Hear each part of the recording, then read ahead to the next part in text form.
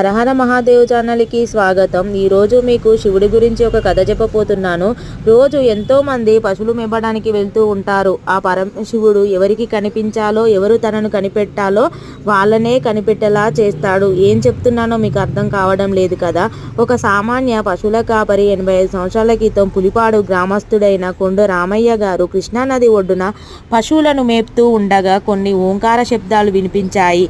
అయితే ఆయన కొంతమందిని తీసుకొని ఒక గృహ లోపలికి వెళ్ళాడు. కొన్ని దారులు కనిపించగా ఎటువైపు వెళ్ళాలో తెలియగా పోగా ఒక వ్యక్తి పైన స్వామి పూని గర్భాశయం కింద మట్టి తోడగా స్వామివారి లింగాకారం బయటపడింది.